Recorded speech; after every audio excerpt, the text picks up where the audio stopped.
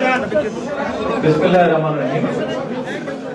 যুক্তরাজ্য বিএনপি কর্তৃক আয়োজিত আজকের এই শহীদ রাষ্ট্রপতি জিয়াউর রহমানের ৪৩তম শাহাদাত বার্ষিকী উপলক্ষে আয়োজিত এই মিলাদ মাহফিলে অংশগ্রহণকারী সকল অতিথিবৃন্দ, আসসালামু আলাইকুম।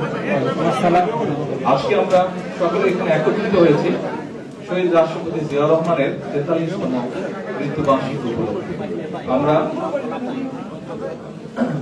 বিভিন্ন কোরআনের আয়াত পাঠ করেছি, মিলাদে অংশগ্রহণ করেছি। একটু পরে আমরা আল্লাহর দরবারে হাত তুলে মোনাজাত করি।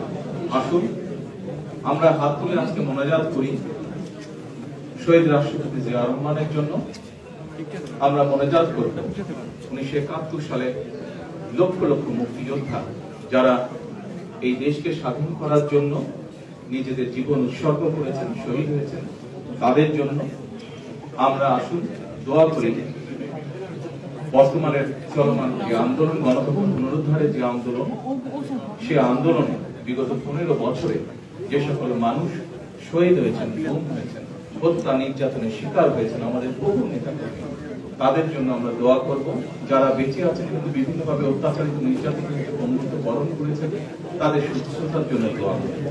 সর্বশেষে পরিশেষে আমরা দোয়া করব দেশের সকল মানুষের জন্য, দেশের জন্য, যেন মানুষের মনে এই দেশকে নিয়ে যে আশা, যে আকাঙ্ক্ষা, সেই আশা এবং আকাঙ্ক্ষা বাংলাদেশ জাতীয়তাবাদী দলের নেতৃত্বে প্রতিষ্ঠিত হতে পারে, সেই রহমত চেয়ে আমরা আল্লাহর কাছে দোয়া চাই।